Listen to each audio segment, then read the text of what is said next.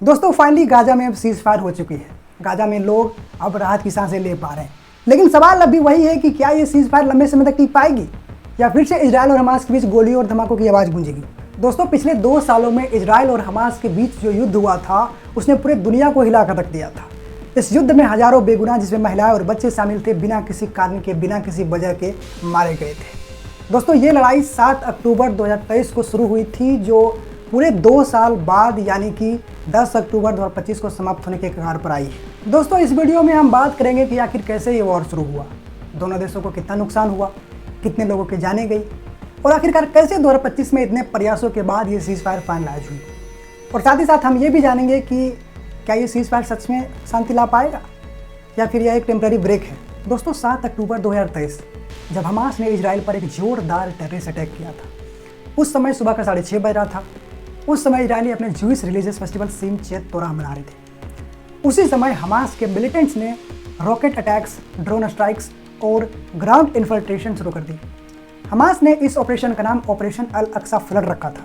सिर्फ कुछ ही घंटों में हमास ने लगभग 5000 से ज़्यादा रॉकेट्स इजराइल के साउदर्न और सेंट्रल शहरों में फायर कर दिए। इस अटैक में लगभग 1500 से ज़्यादा इजरायली मारे गए और हमास के मिलिटेंट्स ने लगभग 200 से ज़्यादा इजरायली लोगों को बंदी बना लिया और बंदी बनाकर अपने साथ लेकर चले गए। यह अटैक इतना सूद-बूद और वेल प्लान था कि इजराइल की सीक्रेट इंटेलिजेंस एजेंसीज भी कुछ देर के लिए सरप्राइज्ड और हिली हुई दिखाई दी। यानी कि मोसाद के नाक के नीचे से हमास ने इस अटैक को अंजाम दिया और मोसाद को इस बात की भनक तक नहीं लगी। दोस्तों उस समय भी इजराइल के प्राइम मिनिस्टर बेंजामिन नेतन्याहू थे। हमास के इस टेररिस्ट अटैक के बाद बेंजामिन नेतन्याहू ने भी जंग का ऐलान कर दिया। अटैक के तुरंत बाद इजराइल ने अपना ऑपरेशन अरेस्ट स्वॉर्ड लॉन्च किया।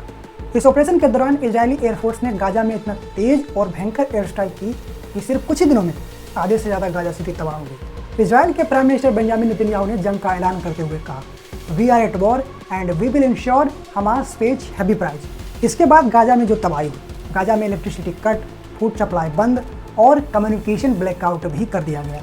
मेडिक्स के मुताबिक गाजा में शुरुआत के कुछ ही हफ्तों में लगभग 25,000 से ज़्यादा फ़लस्तीनियन लोग मारे गए। और वही बात करें गाजा की रिपोर्ट की, तो गाजा मिनिस्ट्री ऑफ हेल्थ की रिपोर्ट के अनुसार 7 अक्टूबर 2023 से 3 अक्टूबर 2025 तक हुए इस लंबे युद्ध में लगभग 67,000 से 68,000 लोग मारे गए, जिसमें 20,000 से ज़्यादा केवल बच्चे शामिल थे। दोस्तों यहाँ पर आपके मन में एक सवाल उठा होगा कि जब गाजा में इतनी बर्बरता हुई तो हमास इजराइल पर अटैक किया ही क्यों था। तो दोस्तों हमास ने इजराइल पर अटैक किस लिए किया था, क्योंकि उसका कहना था कि इजराइल फ़लस्तीनियन लोगों पर जुल्म ढा रहा है, जुल्म कर रहा है। पहला रीज़न ये था कि जेरूसलम के अल अस्का मस्जिद में इजराइल ने कुछ स्ट्रिक्ट एक्शंस लिए थे, जिससे वहाँ प्रेयर्स के दौरान क्लैशेस हुए थे। हमास ने कहा कि यह उसके धर्म और आइडेंटिटी पर चोट है।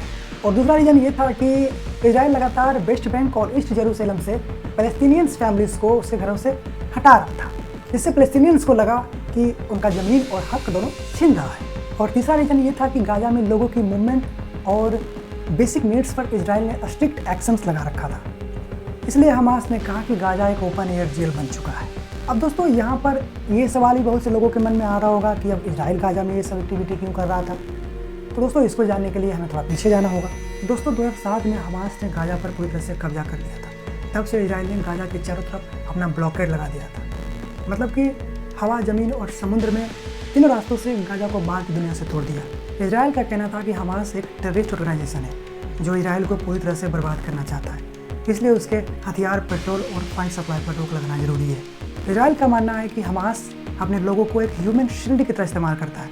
वह अपने रॉकेट लॉन्चर्स को हॉस्पिटल्स, स्कूल्स और मस्जिदों के पास छुपाता है, ताकि जब इजराइल जवाब दे तो दुनिया इजराइल पर ही उंगली उठाए। उनका कहना था कि गाजा के लोगों के तकलीफ का जिम्मेदार खुद हमास है, क्योंकि वो पीस डील एक्सेप्ट करने के बजाय हमेशा जंग का रास्ता चुनता है। यानी कि इजराइल के नज़रिए से ये युद्ध किसी ज़मीन के टुकड़े के लिए नहीं थी, बल्कि अपने अस्तित्व और सुरक्षा के लिए थी। इसका मतलब है कि दोनों देशों के पास अपने अपने पॉइंट ऑफ व्यूज़ हैं। इसके बाद अब थोड़ा इकोनॉमिक लॉसेस की बात करें तो अब थोड़ा सोचिए, हर बॉम्ब के साथ, हर मिसाइल के साथ सिर्फ आम जिंदगी नहीं बल्कि पैसा भी चल रहा था। इस युद्ध ने दोनों तरफ की अर्थव्यवस्था को झकझोर कर रख दिया। इजराइल के डिफेंस एक्सपर्ट के मुताबिक इजराइल ने सिर्फ 2023 से 2025 के बीच इस युद्ध के दौरान सिर्फ अपने मिलिट्री ऑपरेशंस में $50 बिलियन से भी ज़्यादा खर्च कर दिए। इसमें fighter jets, missile, tanks, intelligence system और बॉर्डर सिक्योरिटी भी शामिल थी। वॉर के दौरान टूरिज्म, ट्रेड और इंडस्ट्रियल प्रोडक्शन भी लगभग रुक गई। तेल अवीव जैसे मॉडर्न सिटी भी कुछ हफ्तों तक बंद सा हो गया था, और वहीं दूसरी तरफ गाजा की हालात भी इन 2 सालों में बद से बदतर हो गई। यूनाइटेड नेशंस की रिपोर्ट के मुताबिक गाजा में तबाही का अनुमान $20 बिलियन के आंकड़ों के आसपास लगाया गया है। सड़कों से लेकर हॉस्पिटल्स तक, स्कूल से लेकर रेजिडेंशियल बिल्डिंग्स तक सब कुछ गाजा के अंदर मिट्टी में बन गया। इलेक्ट्रिसिटी ग्रिड टूट गई, पानी और दवाइयों की सप्लाई भी बंद हो गई और लोग अपने रोज़मर्रा की चीज़ों के लिए भी तरसने लगे। सोचिए कि यह युद्ध सिर्फ एक खून की नहीं बल्कि खजाने की भी थी, जहां दोनों तरफ से जान भी गई और अर्थव्यवस्था भी गई। एक तरफ इजराइल ने अपनी इकोनॉमी के बिलियंस इस युद्ध में झोंक दिए, तो वहीं दूसरी ओर गाजा अपनी बेसिक ज़रूरतों के लिए दुनिया से मदद मांगता रह गया। लेकिन अब यहाँ पर एक और सवाल उठता है कि आखिर ये विनाशकारी युद्ध कितने समय तक चला। दोस्तों, ये वॉर एक दिन या एक महीने का खेल नहीं था। यह एक ऐसी जंग थी जो पूरे 2 साल तक चली, अक्टूबर 2023 से अक्टूबर 2025 तक। हर दिन, हर महीना मौत, धुआं, तबाही का एक नया चैप्टर लिख रहा था। बीच में कई बार सीज फायर भी हुई और लोगों को लगा कि अब शायद शांति आएगी, लेकिन कुछ ही दिनों बाद वो शांति टूट जाती थी। दोस्तों, गाजा में लोग दिन में मर रहे थे और रात को सोने से पहले दुआ करके सो रहे थे कि कल शायद जिंदा उठ सके। इजराइल और हमास के बीच युद्ध सिर्फ 2 देशों तक सीमित नहीं था, बल्कि इसको लेकर पूरी दुनिया 2 अलग अलग हिस्सों में बट गई। एक तरफ था अमेरिका, ब्रिटेन और फ्रांस, जिन्होंने इजराइल का खुला समर्थन किया। अमेरिका ने तो इजराइल को अपना स्ट्रेटेजिक एलाय बताते हुए आयरन डोम मिसाइल सिस्टम के लिए म्यूनिसिक एडवांस रडार डेटा और इंटेलिजेंस सपोर्ट तक भेज दी। तो वहीं दूसरी तरफ ईरान, कतर और लेबनान के हिजबुल्लाह ग्रुप ओपनली हमास के साथ आ गए। ईरान ने हमास को मिलिट्री फंडिंग और वेपन सप्लाई के लिए अपनी बैकिंग दी, और वहीं हिजबुल्लाह ग्रुप ने लेबनान बॉर्डर से इजराइल पर रॉकेट अटैक्स करके हमास के प्रति अपनी सॉलिडेरिटी दिखाई। इजिप्ट और कतर ने बीच में मीडिएटर बनने की भी कोशिश की ताकि सीज फायर हो, लेकिन ग्राउंड रियलिटी में सिचुएशन इतनी गर्म थी कि हर नेगोशिएशन, हर शांति की बातें कुछ ही दिनों में धुआं बनकर उड़ जाती थी। यानी कि एक तरफ दुनिया के सबसे पावरफुल देश इजराइल के साथ खड़े थे, तो वहीं दूसरी तरफ कुछ इस्लामिक नेशंस हमास के साथ खड़े थे। दोस्तों, लगातार 2 सालों तक चली इस खूनी जंग के बाद आखिरकार अक्टूबर 2025 में एक नए मोड़ पर उम्मीद की किरण जगी। 9 अक्टूबर 2025 को इजराइल और हमास के बीच सीज फायर फाइनल हुई, जिसमें अमेरिका, इजिप्ट और कतर ने मिलकर मीडिएशन का एक बड़ा रोल निभाया। हालांकि यह पीस डील एकदम आसान नहीं थी। कई हफ्तों तक गोपनीय टॉक्स चली। इजिप्ट के कैरियो, कतर के दोहा में हाई लेवल मीटिंग्स हुई, जहां दोनों तरफ के रिप्रेजेंटेटिव्स अपने अपने शर्तों पर जमे रहे। आखिर में अमेरिका के फॉर्मर प्रेसिडेंट डोनाल्ड ट्रंप ने एक वाइल्ड कार्ड की तरफ स्टेप लिया। उन्होंने इजराइल और हमास पर डिप्लोमेटिक प्रेशर बनाया, और यही प्रेशर के बाद सीज फायर एग्रीमेंट हुआ। डील के तहत हमास ने हॉस्टेजेस रिलीज करने पर हामी भरी, और उधर इजराइल ने भी अपने एयर स्ट्राइक्स टेम्पररी रोकने का वादा किया। यूनाइटेड नेशंस ने भी इस सीज फायर को मॉनिटर करने के लिए एक ह्यूमैनिटेरियन मिशन डिप्लॉय किया। सीज फायर के बाद पहली बार गाजा में सुख, शांति, अमन, चैन दिखाई दिया। लोग अपने टूटे फूटे मलबे के नीचे घरों में यानी कि गाजा लौटने लगे।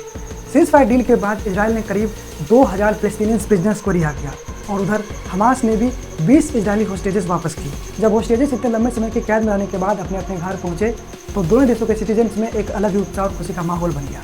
गली गली में होस्टेजेस अपने फैमिलीज को, अपने रिलेटिव्स को गले लगाते हुए नजर आए। कई तो रोते हुए भी नजर आए। दोस्तों, अभी हाल ही में भले इजराइल और हमास के बीच सीज फायर हो गई हो, लेकिन सवाल अभी वही है कि क्या ये शांति हमेशा के लिए रहेगी या फिर से कहीं गोलियों की आवाज़ गूंजेगी। 2 साल के इस युद्ध में कितनी जानी गई, कितना नुकसान हुआ, ये सब तो हमने देखा, और दोनों पक्षों के दिलों में अभी भी गुस्सा और नफरत जिंदा है, इसमें भी कोई शक नहीं है। दोस्तों, दुनिया के लीडर्स और डिप्लोमेट चाहे जितने भी कोशिश कर ले, लेकिन दोनों देशों की जनता अभी भी डरी और सहमी हुई है, और कोई भी छोटी सी चूक या छोटा सा भी प्रोवोकेशन फिर से पूरे मिडिल ईस्ट को अंधकार में धकेल सकता है।